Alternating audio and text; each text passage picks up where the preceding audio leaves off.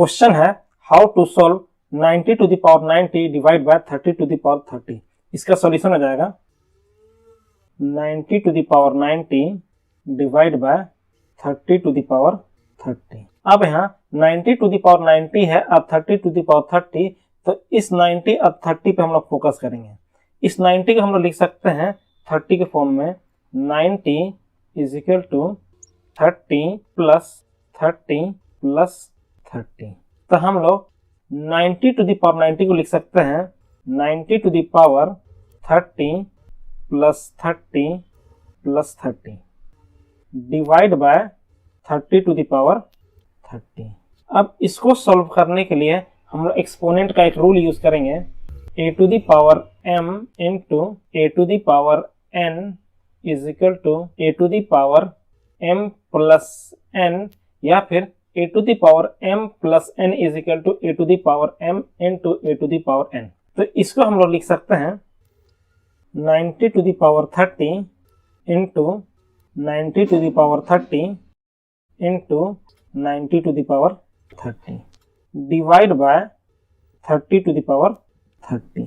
हम लोग 90 को लिख सकते हैं 90 इज इक्वल टू 3 इंटू 30। तो हम लोग इस 90 टू द पावर 30 को लिख सकते हैं 3 into 30 whole to the power 30 into 90 to the power 30 into 90 to the power 30 divide by 30 to the power 30।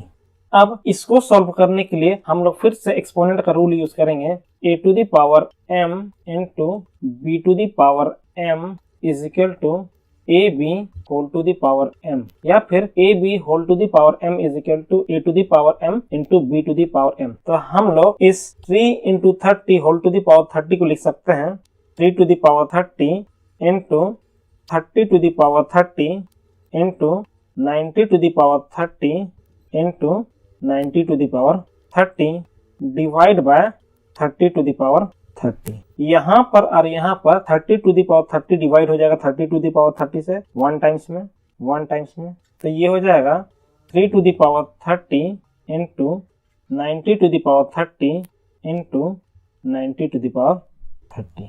इसको सॉल्व करने के लिए फिर से हम लोग यही rule a to the power m into b to the power m is equal to a b whole to the power m का यूज करेंगे। तो इसको हम लोग लिख सकते हैं 3 into 90 into 90 whole to the power 30। अब 3 into 90 into 90 is equal to 24,300।